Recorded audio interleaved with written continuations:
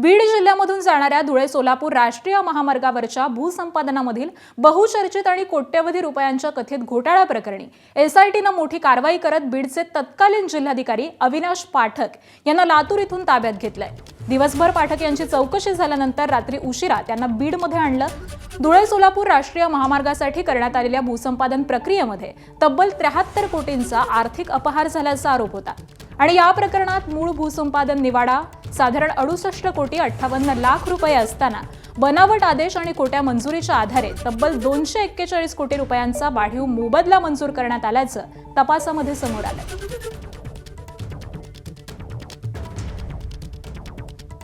आणि याच संदर्भामध्ये अधिक माहिती देत आहेत आमचे प्रतिनिधी विकास माने सध्या आपल्या सोबत आहेत। विकास, या संपूर्ण प्रकरणामध्ये आता तपासाला वेग आल्याचं कळतंय, नेमका तपास कसा सुरू आहे, काय अधिकची माहिती मिळतेय?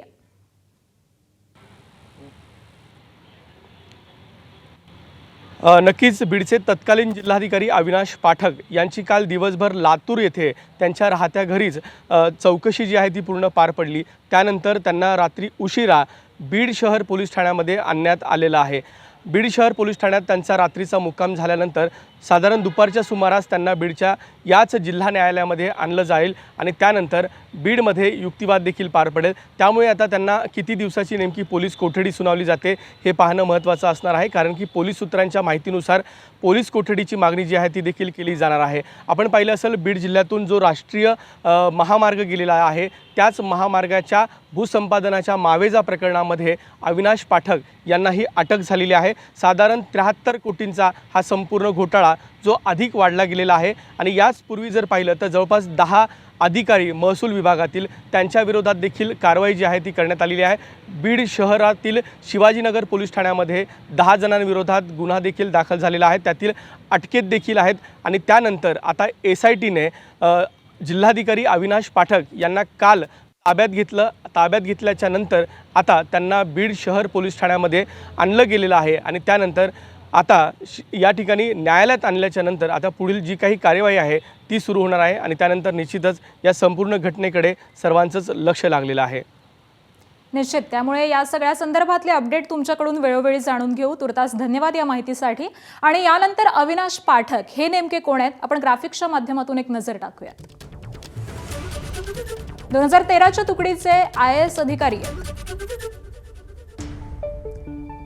28 जून 2024 ते 22 एप्रिल 2025 या दरम्यान ते बीडचे जिल्हाधिकारी म्हणून काम पाहत होते।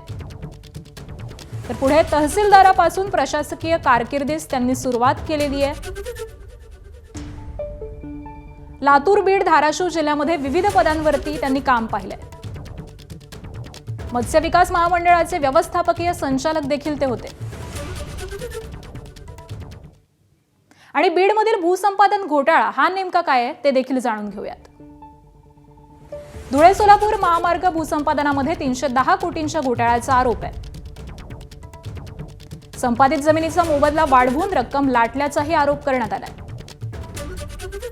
जिल्हाधिकाऱ्यांच्या नावे खोटे आदेश काढून मोबदला वाढवण्यात आलाय। तर खोटे आदेश जुन्या तारखांचे दाखवून दप्तरी नोंद केली आहे। 154 प्रकरणांमध्ये वाढीव मोबदल्याची रक्कम फुगवली। 241 कोटींच्या वाढीव मोबदल्यापैकी 73.4 कोटींचे प्रत्यक्ष वाटप झालेले आहे। मोबदला वाटपात अनधिकृत नोंदीही नव्हत्या, अधिकृत नोंदवणी देखील नव्हती, तर नियमांचं पालन देखील करण्यात आलेलं नाहीये। तर असा हा घोटाळा समोर येतोय। बनावट आदेशांवरती जिल्हाधिकारी म्हणून अविनाश पाठक यांची सही आहे।